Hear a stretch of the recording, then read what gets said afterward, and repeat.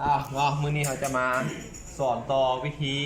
การต่อไฟด้วยการเบิกวงจรเนี่ยใส่เป็นวงจรของไทเกอร์ไฟตาใหญ่เนาะด้านในการต่อเขาจะกวดสวิตช์ก่อนเนาะการกวดสวิตช์ชิดแล้ววันนี้เฮียนไปแล้วการกวดสวิตช์มื้อนี้จะอธิบายเพิ่มเติมอีกเนาะปั๊บไปที่มิเตอร์ไปที่วัดการต่อเนื่องเนาะก็โดยใส่เสียงเนาะใส่เสียงสวิตช์เนาะเขาต้องหาเนาะใส่ไฟก่อนใส่ไฟก่อนเนาะเขาจะเริ่มหาแต่ไฟตาหลีไปเนาะตาหลีไปเพิ่มจัมเตอร์ใส่ไว้1 เส้นเนาะเพิ่มเปิดตาหลีขึ้นมาแล้วดูเนาะสวิตช์อื่นตำแหน่งปิดปุ๊บวัดเนาะมันดังปุ๊บหมอดก่อนเนาะถ้าหมอดเสียงบูมิดแสงบูแมนเส้นที่เราต้องการหาบอมันเปิดมาแล้วปุ๊บวัดเส้นต่อไปเนาะวัดไปเรื่อยๆ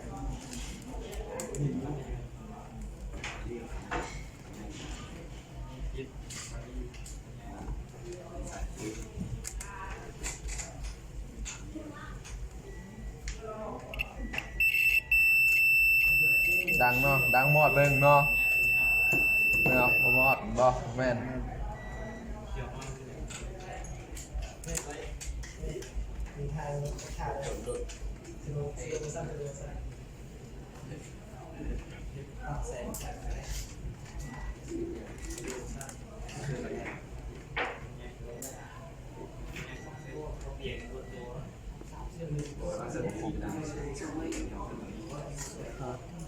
เพลงฟ้าโลกอะไรมีสวิตช์เพลง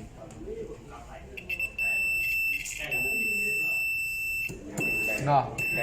นี่เนาะตาลีปึ๊บบอตาลีเชื่อกับข้าวตาลีได้ตาลีปึ๊บเขาจะวัดหาตาใหญ่ไปเนาะเพื่อตาใหญ่บอวัดเนาะวัดหาตาใหญ่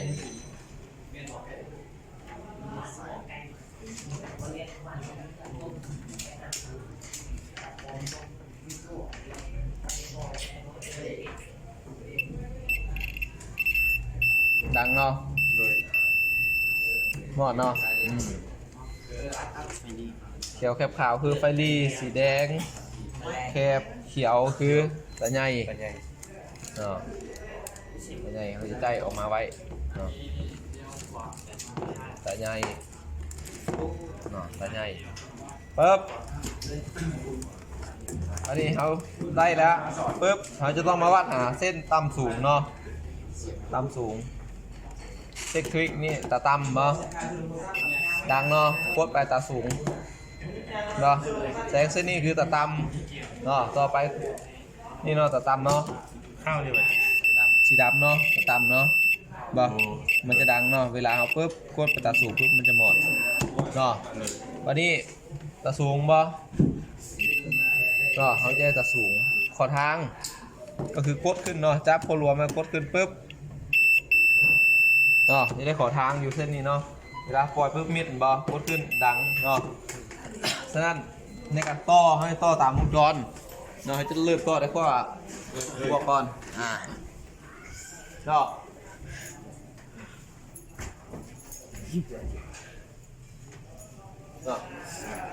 เขาจะเริ่มต่อตามวงจรนั่นคือต่อจากขั้วบวกมาไฟเนี่ยในการต่อเนาะเขาจะต่อตามวงจรขั้วบวกมาไฟขั้วบวกมาไฟออกจากขั้วบวกมาไฟจะไปเข้าไหนรีเลย์บอลฉะนั้นเราต้องนำเอารีเลย์มาต่อหัวก็คือหลอดสี่เนาะคือหน้าประเภทหนึ่งขาขบวนหนึ่งขาเนาะเขาจะเอารีเลย์มาปึ๊บ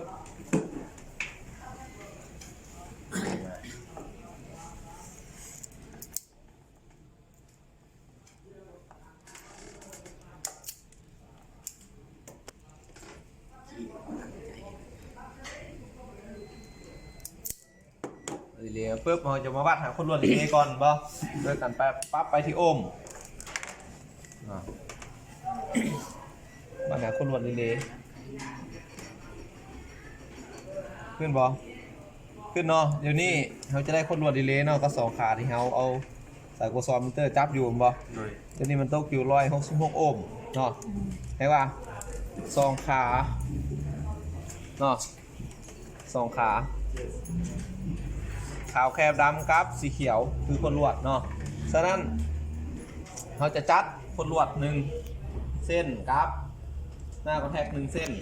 ต่อใส่กันเนาะเพื่อต่อใส่กับขั้วบวกมาไฟที่เขาขีดไปเนาะปึ๊บ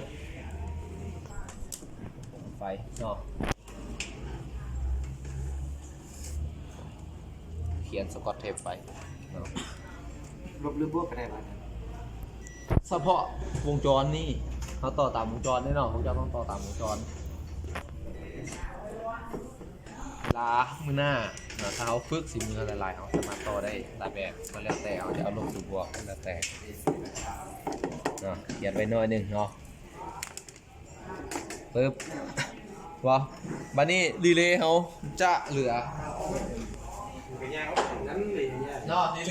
เลย์จะเหลืออยู่2เนาะก็คือหน้ามาแทก1ขั้วครับคนรวด1ขั้วเนาะบัดนี้เขาจะต่อหน้ามาแทกอยู่แล้วเนาะหน้ามาแทกไปปึ๊บจะไปเข้าหาฟิวบอลแต่ในข้างซ้ายหน้าขวาเอาฟิวหน้าปึ๊บหน้ามาแทกนี้เนาะฟิวมา2ตัว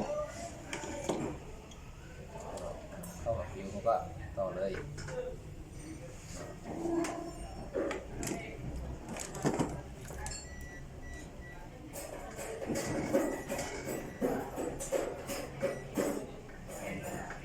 ว่าใดก็ได้เนาะฟิวบุญปัญหาเขียนไว้เวลาเขาเปิดเพื่อไฟมันเป็นแลนด์ดาแท้โอโทมันจะซ่อน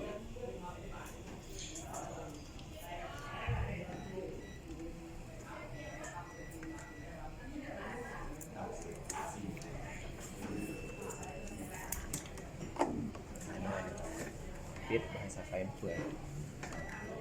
บ้านนี้เขาจะต่อมาหอดดอกตาจะให้มันมืดเนาะออกจากฟิวบอจะมาหาดอกตาเนาะก็คือขั้วรวมคือขั้วที่3เราต้อง2 ข้างเลยเนาะถ้าเรามีดอกตาอยู่ปึ๊บดอกไฟตาใหญ่เนาะจับขึ้นมาปึ๊บ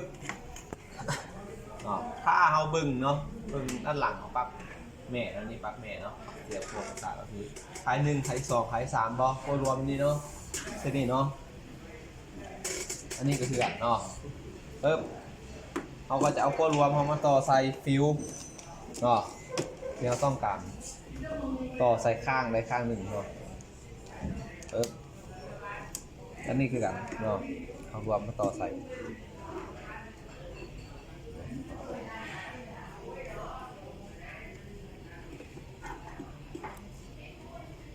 เก็บปลาไว้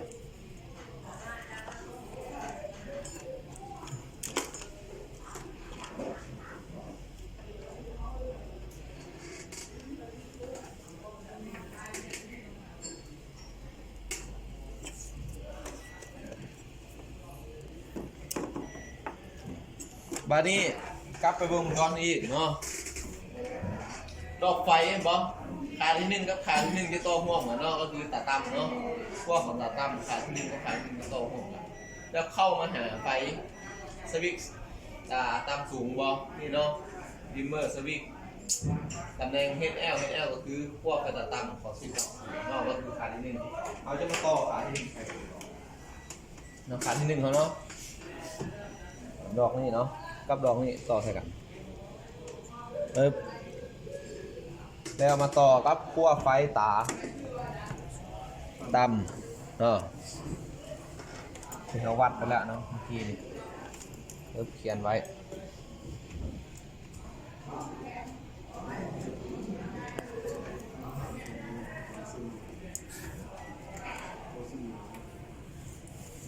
รถอันนี้มันตัดสั้นเลยหลังจากนั้นเครื่องวงจรเนาะขั้วที่2เนาะของเราตาทั้ง2 ข้างเนาะจะต่อร่วมกันเนาะจะต่อร่วมกันแล้วมาเข้าสวิตช์อย่างนี้เกี่ยวว่าสวิตช์ตามสูงบ่เฮดจูก็คือขั้วตาสูงเนาะเขาก็จะต่อขาด2เนาะมันเหลืออยู่ร่วมกัน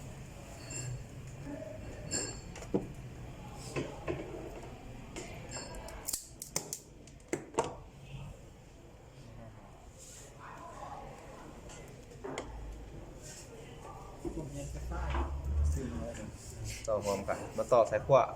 ตะสูงเนาะเราได้วัดเมื่อกี้นี่ปุ๊บเขียนไว้ นับเนาะนับครับแบบนี้นี่ไว้มันมัน เขียนไว้เนาะมานี่เขาต่อลงมานี่สุดเลยเนาะตรงนี้ต่อมานี่เนาะเขาจะเหลือแต่เตือนสูงเนาะเตือนสูงสามารถเตือนได้หลายบอลแต่ไม่เขาอยู่บนไส้เตือนสูงเนาะเขาจะบนไส้เขาจะต่อให้ตามสูงปกติเนาะบานี้เขาจะมาต่อเส้นนี้เนาะบานี้เนาะเส้นนี้ก็คือโคตรวัดของวิเลเนาะที่เดืออยู่เนาะเราจะต่อเข้ากับขั้วไฟแต่ใหญ่ในเฮสเอาวัดได้เนาะปึ๊บโคตรวัดบ่โคตรวัดวิเลเนาะโคตรวัดวิเลขั้วไฟแต่ใหญ่บ่ที่เขาวัดได้เมื่อกี้เนาะปึ๊บเราจะมาต่อหัวกันต่อหัวกันไปก่อนเนาะหลังจากนั้นเขาจะบุเขียนเพราะว่าอีกเส้นหนึ่งเนาะเราจะเห็นตัวหัวนี่เนาะก็คือ HF ก็คือไฟกัดหรือไฟขอทางไฟกระติกของมันเนาะก็คือมันจะวาดได้ทุกที่เขาวาดได้อยู่ขานี่เนาะแต่ที่นี่มันหักเนาะนี่มันหักเขาจะเอาไฟเส้นหนึ่งปุ๊บ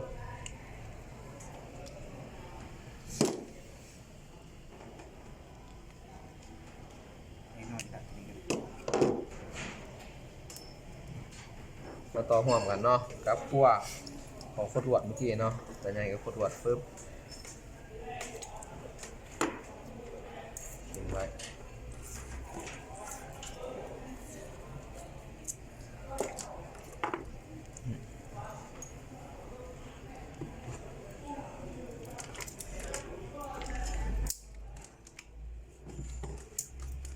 เมียนก่อนปุ๊บขั้วแถวเขียมเนาะเมื่อกี้เนาะขั้วนี้จะต่อกับนี่เนาะต่อขั้วไฟแฟตหรือไฟขอทาง HF นี่เข้าไว้ก่อนขั้วของมันขาดปุ๊บมานี่เนาะทั้งเวิร์ดทั้งเทิงนี่เนาะต่อแล้วเนาะเพราะมื่อนี้เขาจะต่อแต่สูงบอเขาจะเหลือขั้วเดียวก็คือ ED เนาะ ED คือขั้วรวมของสวิตเนาะขั้วรวมของสวิตก็คือขั้วจับเมื่อกี้เนาะจับแล้วขวดสอบสวิกเนาะที่เขาขวดได้สวิกต่างๆก็คือขั้วสีขาวแคบดำเนาะสั้นเขาจะเอาครีมลบเนาะเนาะเขาต้องหมดตาก่อนเนาะปึ๊บต่อใส่ต่อใส่เดี๋ยวเขียนก่อนตา